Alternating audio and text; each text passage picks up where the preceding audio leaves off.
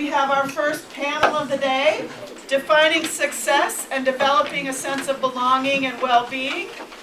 On our first panel, we have Charles Drago from Allied Health, Charles Garcia-Gonzalez from English, Ernest Dialongo, Behavioral and Social Sciences, Eunice Flemister, Education, Nancy Genova, Behavioral and Social Sciences, Nelson Nunez Rodriguez from Natural Sciences, Ronette Shaw, Allied Health, and Thomas Beachdell, Humanities.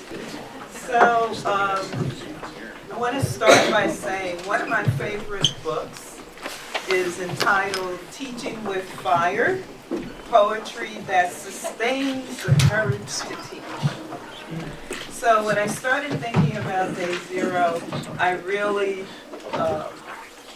had to say, what's my snapshot of success? And there's a phrase in a hymn that I heard from the time I was small, and it is well with my soul. And that's what I'm approaching this semester thinking. When it is well with my soul, it's going to be a good semester for us all. So we asked our panelists to consider their definition of success. We gave them 4 questions, which each one will feel comfortable in answering. Okay. What is your definition of a successful semester for students and colleagues? How do you prepare yourself to approach the first day? How do you provide opportunities for students and colleagues to excel in a community of belonging and well-being? How do you measure that success? Okay. So, who would like to start sharing your definition of success for both students and colleagues? Thank you so much for having me. I'm Professor Shaw from Allied Health. Great question. How do I view success based on the student and based from me as a faculty? For the students, this question is, I can go on and on as to how I can define success, but I like to see students lose something and gain at the end of the semester. Lose the fear. Lose the preconceived notions about the field of healthcare and gain confidence. I want to see them gain confidence in themselves, in the content that they have learned, in caring for others, and also gain confidence in developing wellness for themselves, understanding that they are just as important as mastering the content that we're teaching. For me, as an educator, it is important to assess our students, but also not go beyond assessing them based on exams, but having time for them to discuss, have you met your goals? Have you met your goals? And they may not have set goals at the beginning, but if you really have time to discuss what they have learned throughout the semester, they will realize that they did accomplish some goals that they may have not initially put forth, but it's there. For example, I had students who just developed that confidence to stand in front of the classroom, where at the beginning of the semester they were shy and more to themselves. But highlighting that to the student really helps them to acknowledge, I really achieved more confidence in myself and in what I know. Thank you, Ronette. Good morning, everyone. My name is Professor Noye from Natural Sciences, and more or less I agree with Professor regarding student success I just want to add what Alisa Ruz mentioned about how important it is to build on their personal literacy to develop academic literacy. Because the fear will be always there, but everyone is bringing something to the classroom. And I think that is critical when we engage them in the intellectual community that the college presents, to use that personal literacy as a way to build academic literacy. And talking about faculty success and well-being, I think that that's a critical point of this conversation. I think that it's important to embrace that we have several identities when we come to a college. We have our teaching identity, we have our scholarly identity, and it's important for us as a faculty to understand that. So I was thinking on a more philosophical way, but also on a more practical way. What is the meaning of success? For me, it's critical to not only to stay well. Yesterday, for example, I had a difficult day as a unit coordinator. This week is critical for unit coordinator and chairs. And I told a student yesterday, I want to cry. At 5 p.m. after having a parade of a student, and he said, no, don't cry, don't cry. So how we keep calm and to understand, and perhaps we elaborate this later more, that the semester has a rhythm, and we as a faculty have to embrace that. When it's critical, when it's important to be there for the student and for other colleagues. And when I started here, I used to plan my day, let's say to be here until 5 p.m. and then I finish at 7 p.m. every day. And then I decided to plan my day until 3 p.m. so I can finish on time. I have a lot of things to do, and I just received an email from the dean that he said, I need you right away.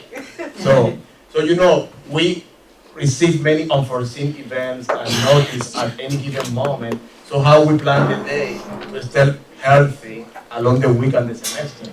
And I will go back to this idea about being healthy in the whole semester. Good morning, everyone. Good morning. My takeaway is, or my give is, the importance of students being able to apply. I teach aging and health studies in gerontology, and I think it's important that students are able to apply what they're learning, and often we don't, we give them the textbook, we give them the information, but then where's the application? So because my topic is very dear to me, I try to bring my passion into the field. And I find that by doing that, the students are able to, the first day of class, apply what we learned. So that a couple of years ago, Professor Hoyland shared an activity with me on cultural sensitivity, and it was a Skittles project. And it was a great project, activity. But the basis of it was, where do you stand culturally with each other? And when we did the activity, at the end of the project, everyone has a bag of Skittles, and if they're all yellow, that means all your associates are Caucasian. If your Skittles are all red after these series of questions, then most of your colleagues and friends are Latinos, and every Skittle color there's an ethnic connection. So that was the activity.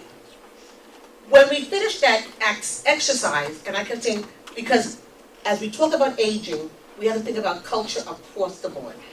So every topic, whether it's chronic, wherever we go with this topic, we need to understand that there's a face to this disease. There's a culture to this disease. We've got to be able to apply this. And that exercise of bringing that right to their doorsteps changed the whole playing field for the course. And it works so well that every semester as we start, I look at how can we apply. Then the other thing is, I say to students, this is a stress-free zone. Students have a lot of stress. I have stress. There's got to be a place where you can go where it's stress-free. So that when they come into the classroom, that's not the place for education, and stress should not be partners. And I think it's really important. And they need to understand that when we come the first day of class, or whether it's March, gosh, the number 4 was really crazy today. Let me identify with the students that, I ride the number 4 train too. A helicopter doesn't drop me off. I'm challenged by the snow, the train, the elevator that's there or not there. So I want to make a connection with the students. I want them to understand that there's a human side of me also. And I think that it sets the tone for the semester. If I say to a student, well, I'm really sad today. I lost a friend. And they're like, you have friends? Like, you're sad? So I want them to understand, no, the same emotions, like we're in this together. You're learning, I'm teaching, I want you to have a takeaway, I want you to be able to apply. And I think that just by setting that stone, that scene, it makes for a great semester and a successful semester. Good morning, everyone. What defined a successful semester for me, for both students and colleagues? Can everyone hear me? No. Yeah. No? Okay. So, I think what it comes down to for me has always been, for both students and colleagues, not teaching, but having them feel like 2 words, empowerment and ownership. So what does that mean? For both students and colleagues, they have to realize that they have agency here.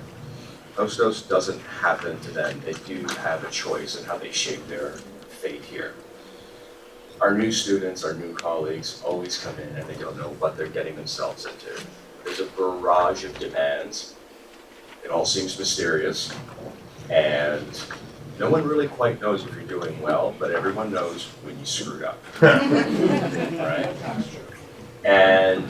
And then it sort of is a feedback loop of disappoint yourselves, you don't know what kind of reputation you might have, you don't know what your professor thinks of you, your chair, blah, blah, blah, blah, blah. So, that's what I felt, as a student, as a colleague. And that's now, specifically in my classes, in my department, as a senior faculty. I try to be as transparent as possible about what's happening, why it's happening, where it's documented, and if I'm wrong, tell me. It's in the syllabus. If I'm wrong, tell me. It's in the charter. If I'm wrong, tell me. We have guidelines for reappointments. It's all there. If I'm wrong with my advice, you tell me, et cetera, et cetera. But I want people to feel like colleagues want to participate in committees, department meetings. They want to help you. They want to return your emails. And the only way to do that is to make them feel like they have choices here. And they're not just being held hostage by the professor, or by their chair, or whatever the case may be, because that's not the relationship. It's just not.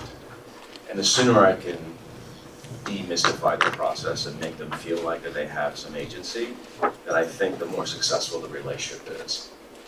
And I think we've been pretty successful with that. We've seen evidence of that in the honors program. The faculty I've mentored, I've seen them do phenomenally well. And in a nutshell, everything I didn't have going through grad school, or I wish I had more of in my first couple of years at Hostos, is what I'm trying to offer now.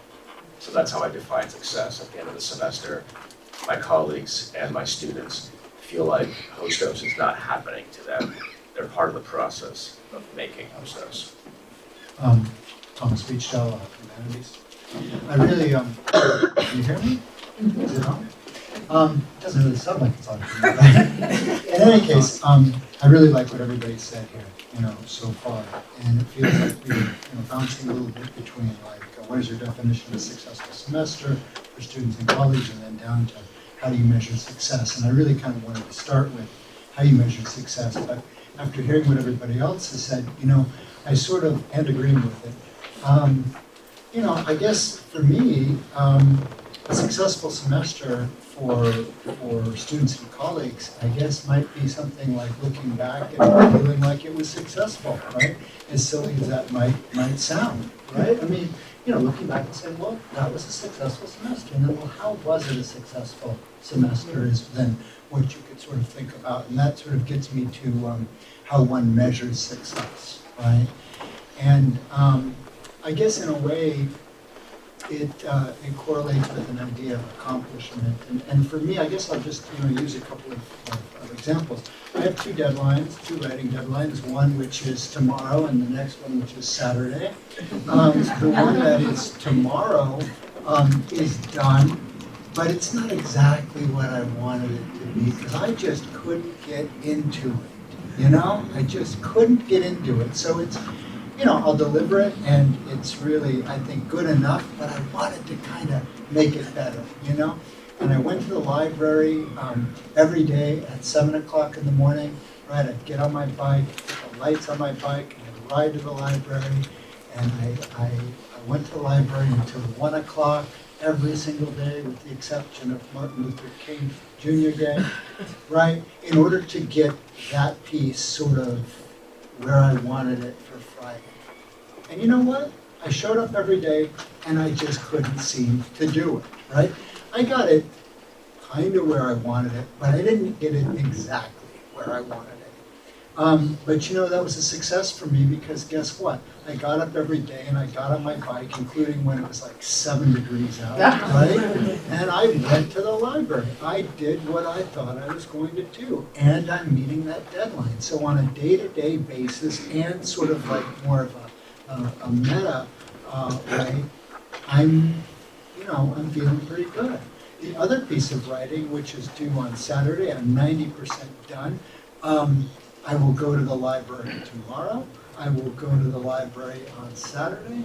I will get it done, and I'm ecstatic about it, right?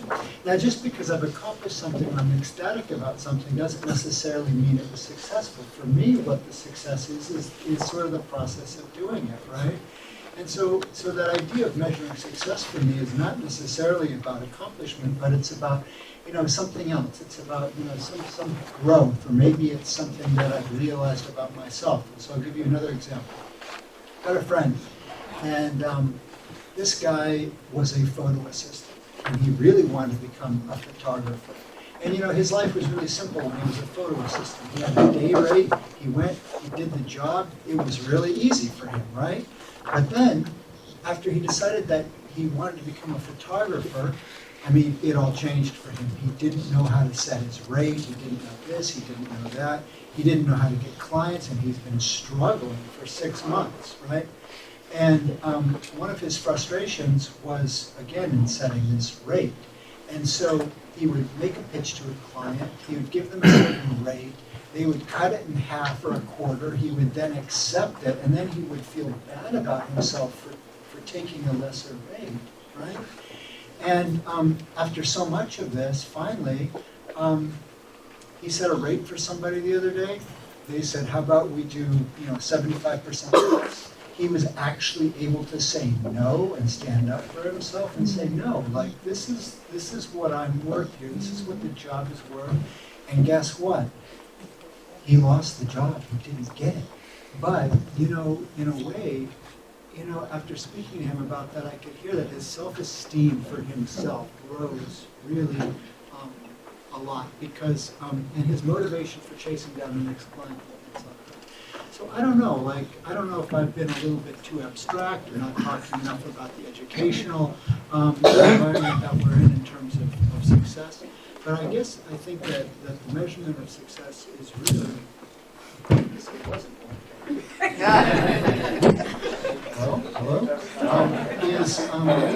Is really tied to a certain sense of self-growth, and it's something that one self-awareness, self-growth, and something that one can sort of judge for themselves. So if somebody leaves the semester, maybe being able to evaluate what they've done and feel successful about it in some way, even if it was a failure in some way, right?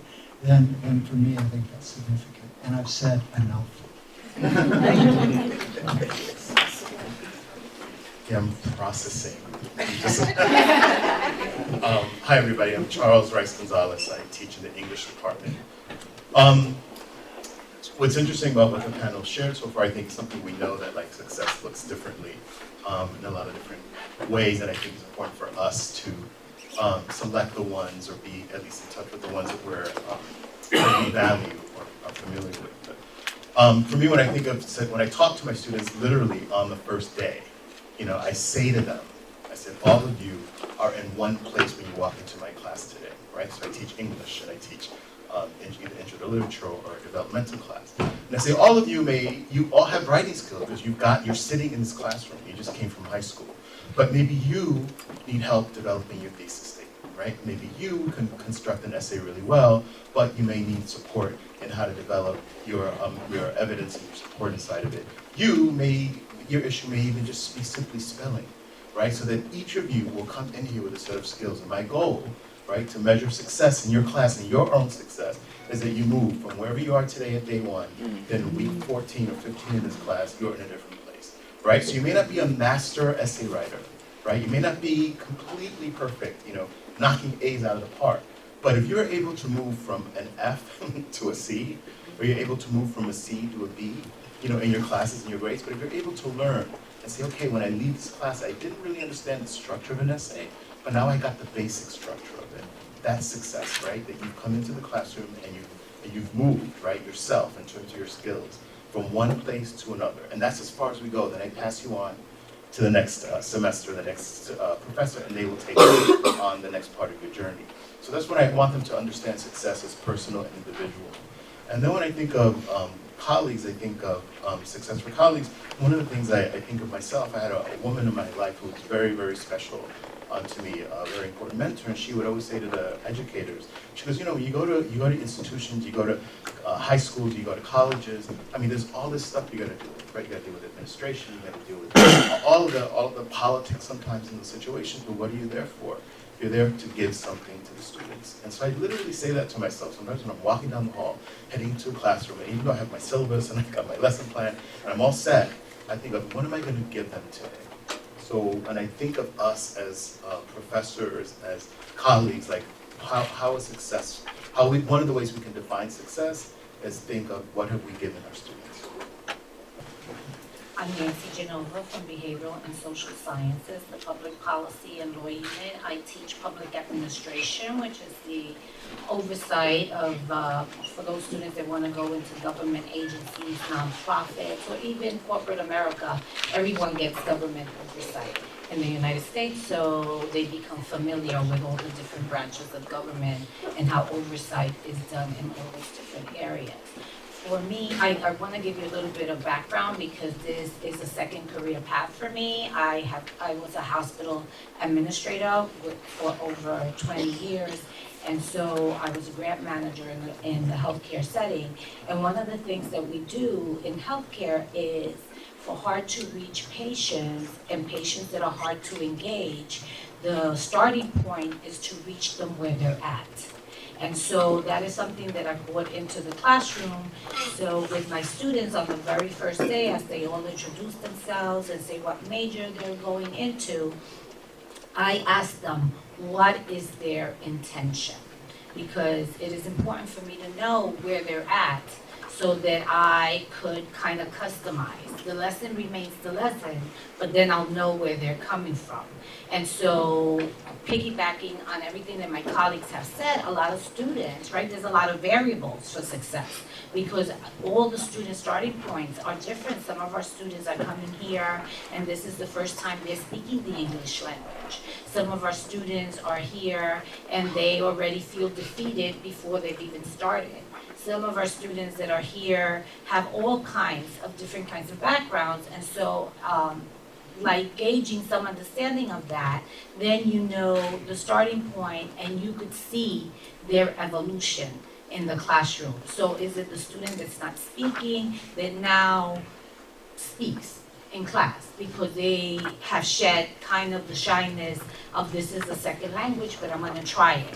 Or the student that is afraid to ask a comprehensive question now has the ability to connect the threads and is asking that question. And so you're always gauging that in the classroom as you watch them, and it's very exciting. I was very, very excited this past semester because I had a student that when she first became my student, she was such a struggling student. And now I've had her in a second class and she just flourished. And so it was amazing to see her growth and her transformation, which is actually what has happened to me in terms of my ability. to be an instructor, right? Because since this is a second career path, I feel that every day is a school day. So I'm constantly learning from my colleagues. So everything that CTL has provided, all those kinds of things, I'm always enrolling and participating because I want to have that kind of growth. Because the growth informs me, but then it transitions into how I, develop my lesson plans, and even tracking, one of the things I always did in healthcare was always tracking statistics, right? And the data for all those programs. And one of the things I've done for myself is tracking not just my students' evolution, but my own evolution, because I recognize that as I've participated in whether that is developing a hybrid course or whether that is developing a writing intensive, the students' grades have actually improved in my classes because I've scaffolded what I'm doing with them. There's a lot of feedback and interaction. And so to me, that becomes the measure of success, where they're at and where I was in our evolutionary process. Good morning, everybody. My name is Charlie Drago, and I'm the Chair of Allied Health Sciences, and this incorporates 3 different areas: dental hygiene, radiologic technology, and nursing, RN and LPN. And I also serve as the coordinator of the radiologic technology. Success for me and our department, I think it begins, we all share this commonality as far as our passion to be here. We all have a passion to be here. And the next thing I think is so important is re-identifying ourselves and reading what the mission of this college is. Because that's the true thing that guides success for all of us. So again, the passion from within. I always have that little talk with myself before I start. I says, Charlie, what are you going to do this semester to be successful? And then I go and I look at the mission statement. You probably think I'm crazy. I have nothing else better to do. But then I look at the college catalog and look at all the rules and regulations in case I'm posed with different things. So I'm well versed for my students. So again, that's very important. In Allied Health, unfortunately, many people come in with hopes and dreams, and they think that success to them is becoming a registered nurse or a radiologic technologist or a dental hygienist. And that's not always the case. Unfortunately, many people don't know what they're getting themselves into, so this is kind of like a twofold thing. They have to cross from the didactic arena into the clinical, and many of them don't do that. Okay, so basically, everyone in this room and all the ancillary departments help us in Allied Health because you form the foundations before they come in. So you make them successful before they come in. But my biggest indicator to success is making sure they pick something they like. And if it means that they're not in X-ray, nursing, or dental hygiene, we try to redirect them into something. I'm sure everyone in this room has done something more than being a professor, a teacher, or something else, right? So to take a student and tell them, oh, what do you like? Well, I failed, I'm not successful. I says, you are successful. You tried and it didn't work out. That means another door is going to open for you. So we try to redirect them. I've had students come back and say, Charlie, or Dr. Drago, whatever you want to call me, they said, there were 3 or 4 anthropology courses I took. I just got my degree in that, and I'm doing that. Now, who would think somebody from X-ray would do anthropology? But we all have different interests, and that's very important. So, again, success is just making sure our students get from point A to point B, and if it's not what they want in Allied Health, you kind of redirect them. And we always make sure, in order for success to be successful, it starts with the educator, because we're the guide for the students. And if we can help them and listen and be well versed in what we do best, that's a true indicator for success. Thank you. Charlie just mentioned the fact that he rereads the mission statement as a way to prepare himself. And he gives himself prep talks.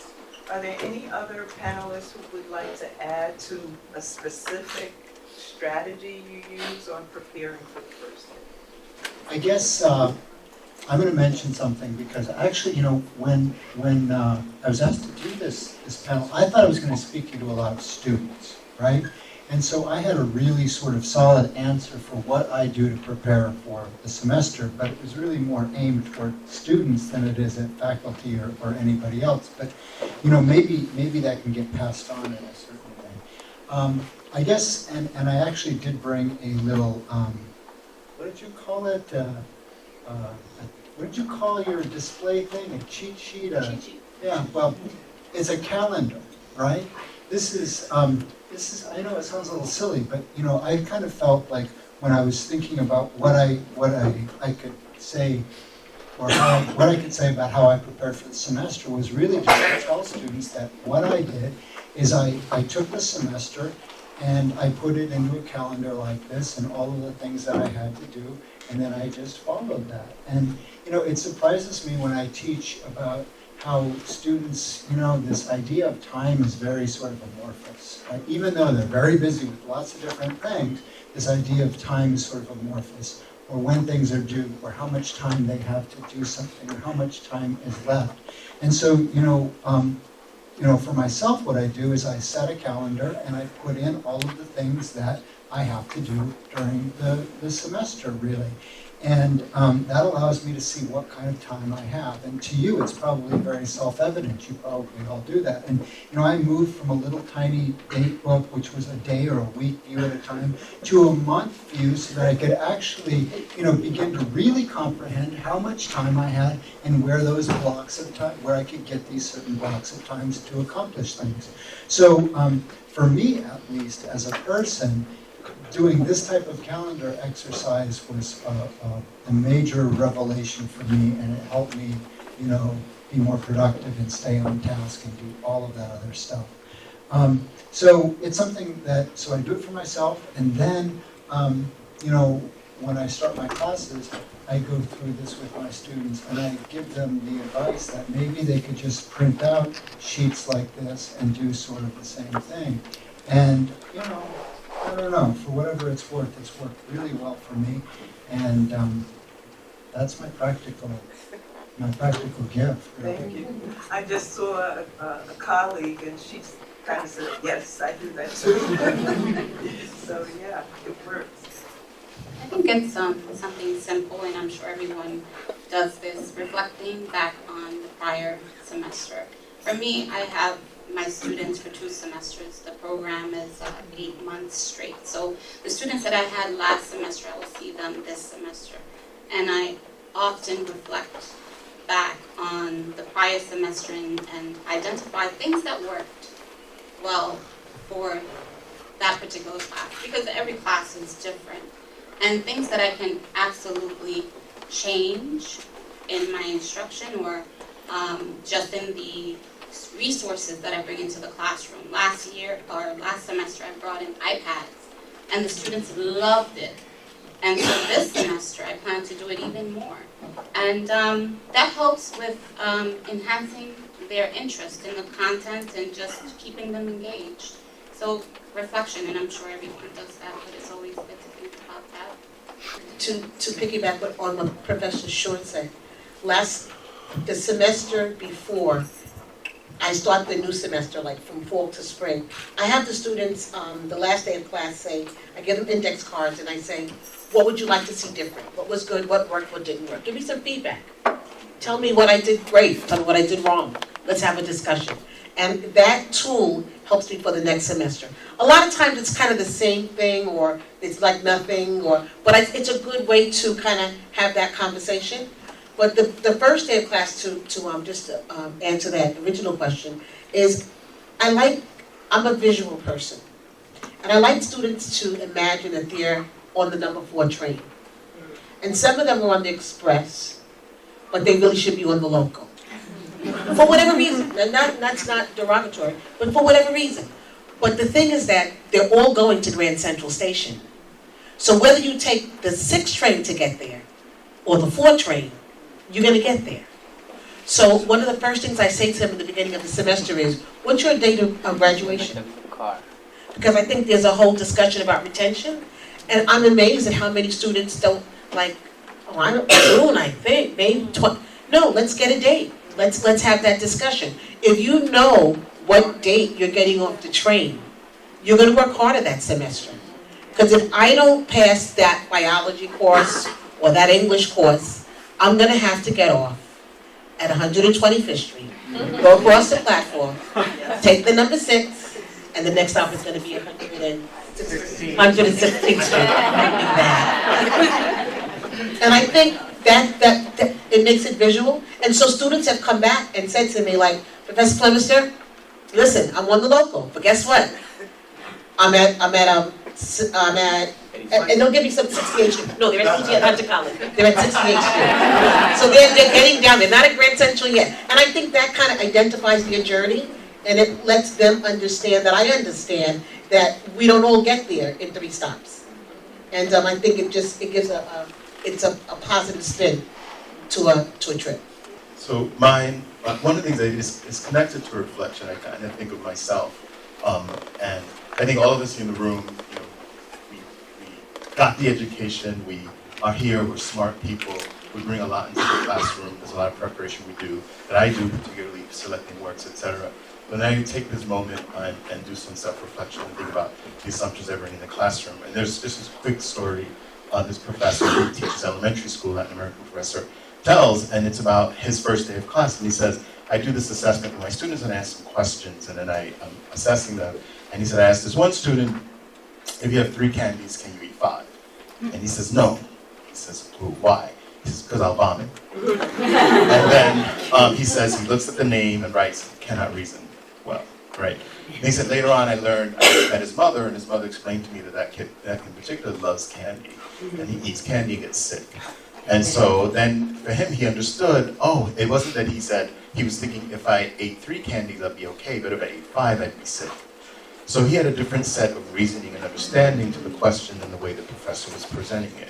And so I kind of think of that when I'm going into my classroom, that when I walk into the room, you know, what are the assumptions I'm bringing in there? What are the measurements I'm using, and what might the measurements be that the students are using, and try to figure out how do we meet up at some point together so that it's not only my ideas and my assessment, but I'm taking into account their own experiences as well. So I'm thinking about my students. So, building on what everyone else has just said, I think preparation is key in terms of preparation for the first day. And again, I'll broaden it for preparing for the first day of class as well as for that first big meeting with colleagues. I think, as Charlie mentioned, you really got to know exactly how things work. And for me, I have to constantly remind myself, less now that I've been doing this for 1,000 years, but constantly reminding myself that when you do show up to these meetings, whether you're in a classroom or you're running a meeting or you're a member of your departmental PMB or whatever the case may be, there's an expectation that you will lead. And that means even if you don't know everything, then you have to figure out how to get that answer. You have to project confidence, and you have to give people confidence that you're not wasting their time and you're going to get them to the finish line. Students, colleagues, faculty, etc.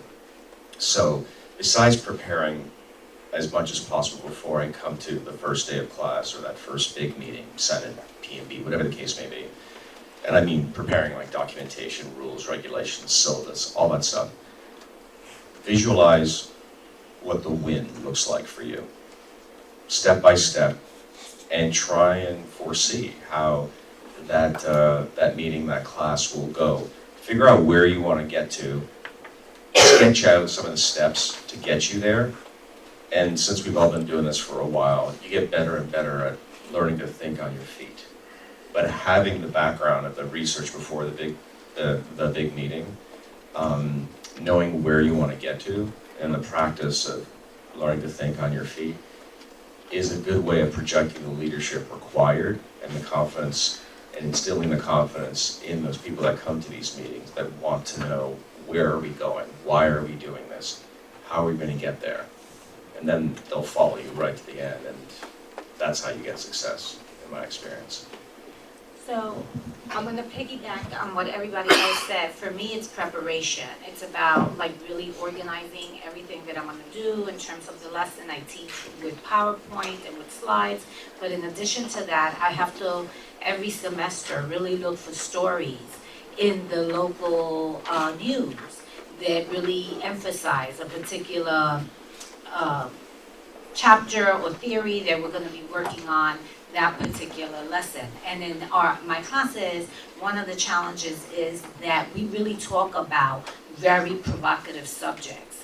We have to discuss race relations, we have to discuss abortion, we have to discuss health disparities, microaggressions, all of these kinds of things, because you're talking about personnel, you're talking about oversight, you're talking about policies and procedures. And so part of the preparation is preparing the lesson plan and then kind of trying to preempt what the response might be from different students, because throughout the semester's teaching here, one of the things that really surprised me as an instructor was how judgmental many of the students were against anything that was different from them. They certainly were okay with their own differences, but when they were challenged in terms of their religion, gender identity,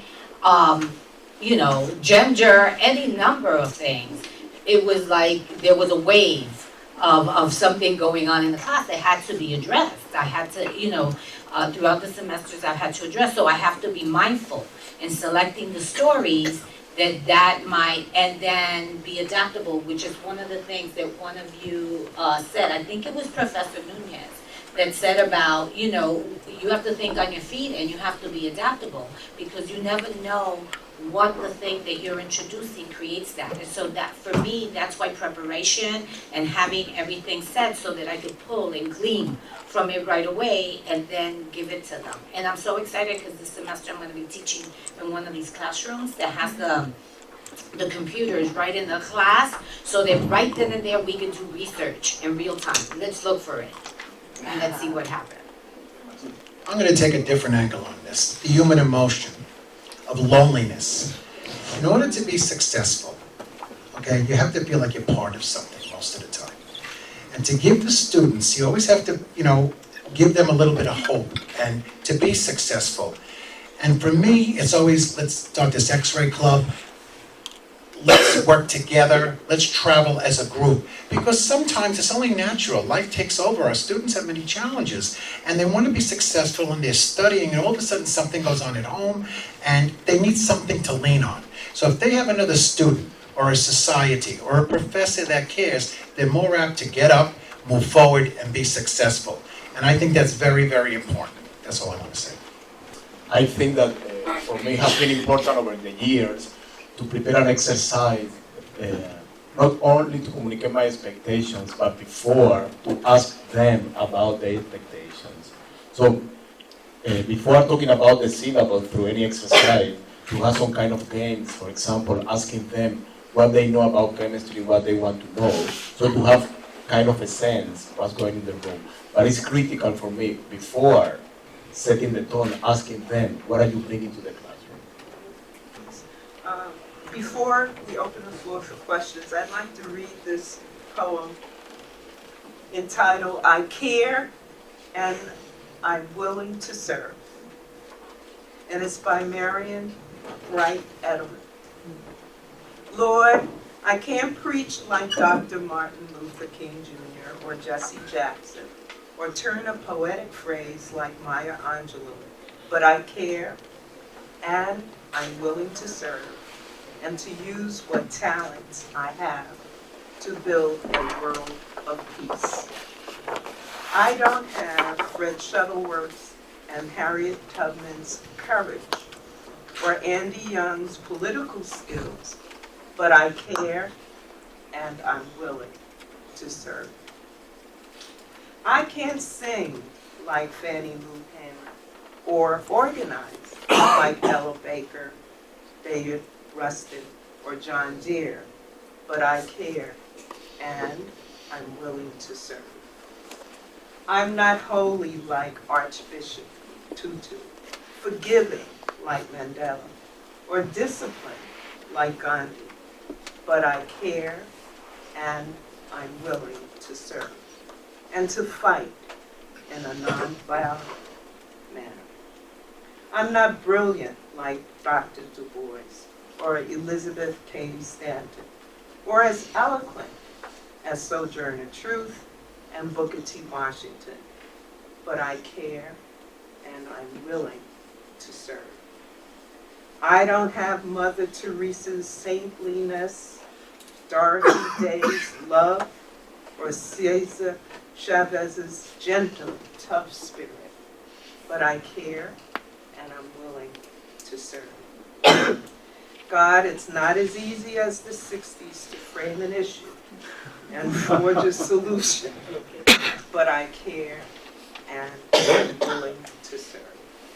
My mind and body are not as swift as in youth, and my energy comes in spurts, but I care and I'm willing to serve.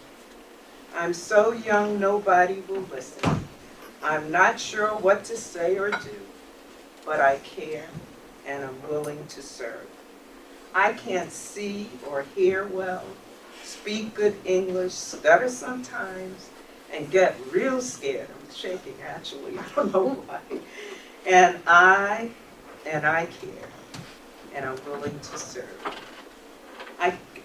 Use me as thou wilt, to save thy children today and tomorrow, and to build a nation and a world to where no child is left behind, and every child is loved, and every child is safe. One of the things that was, we really didn't cover was belonging and well-being. And I think it's really important as faculty to find a community. Find a group of faculty that you can identify with, that you can tell your story, because every day is not a good day. But you need to go someplace, a safe place. I like to phrase it as, sometimes you need a soft place to land. Really, think about it. And that soft place could be a colleague's office, it could be a phone call, it could be, not an email. You really need to go there.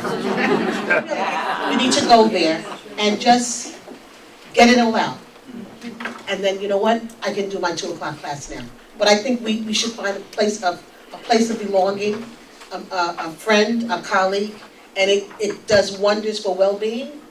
And just remember this phrase, always find or be that soft place to land.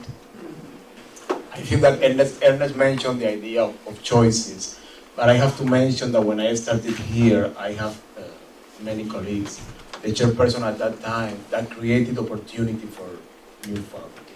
I think that is essential for chair, for coordinator, for senior faculty, to create opportunities for new faculty.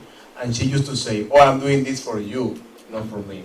And now, at this time of my career here, I feel that I need to create opportunity for others. And I think that is critical for that sense of belonging and well-being, to understand, once again, not only the semester rhythm, but also the school culture and nature, and to facilitate that navigation process. Even when you are at the post-tenure landscape, you still need, to have those conversations at the safe place. And for me, it's critical, that generosity that many mentors, like Cynthia, like Amanda Bernard-Carlo, had with me. So I think that is critical. And when you think in that monthly calendar, that most likely will be unaccomplished. Yeah, well, we have to embrace the reality. So Keep working at it, don't quit. no, but at the beginning of the semester, I said, what intellectual task will be accomplished by me this semester on top of all my responsibility? For me, it's critical. Reflecting at the beginning of the semester, I'm going to write this paper. When during the semester I will find time to do the research and write the paper. For example, talking about generosity, when I was in Honduras, I received an email from Jackie Di Santo. Look, there is a journal for you. You have to write that experience from that journal. So I had that deadline because of you. But once again, I was thinking to write another paper, but she said to me, look, there is a special issue for that. So that's my intellectual task for the semester. So it's important for me to set that goal. Just a small intellectual task, not a big one, because you know how the semester goes in 2 weeks. I mean now, I want to cry. So, but it's critical to have that person helping you to navigate the system, to understand the culture, and to find your place here, to develop your teaching identity, and to develop that hostess identity. It takes time and effort to develop that hostess identity. I appreciate everything that you just said. I really do. And just to piggyback on, you spoke about having the opportunities. I think it's important for us as faculty to be open to new opportunities. And oftentimes, I can speak for myself, coming from a medical background, we oftentimes continue to do the same thing over and over again because it's safe and we know that it's effective. Of course, when we're dealing with patients, we don't want to make any errors, right? But just opening up ourselves to those opportunities. I think the experiences with Miss Cynthia, just opening up those doors for opportunities to try different things and just experience new things in the classroom. So we have to be open, like you stated, just be open to welcome that. And, you know, new opportunities will flourish and we will grow. So, or not. I was gonna say something about the well-being piece, because all of us are overly scheduled. We have all our responsibilities here, we might have a life, so we have responsibilities at home. And once the semester starts, you have to hit the ground running because there's a timeline, right, for midterms and finals and all this kind of stuff and entering grades. And one of the things that is really important is self-care. And so self-care looks also very differently for different people. Some people like yoga, some people like meditation, some people, you know, do a number of things, prayer, dance, writing, journals. I like to have mint tea and chamomile tea in my office, so if you ever need, you could just stop by. I always have envelopes because you do need sometimes a reprieve from everything, and you have to have an USA moment in order to, you know, regain the balance, which is important. Thank you. Well, you read my mind. The question that I wanted to ask is about well-being. Right? You talked a lot about the academic preparation and professional preparation. What is the one non-academic thing that you do in order for you to prepare for the semester for your own well-being?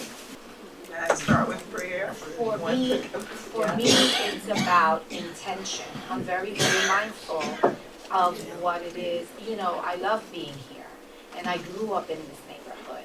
And so for me, this transition was about, you know, serving my community.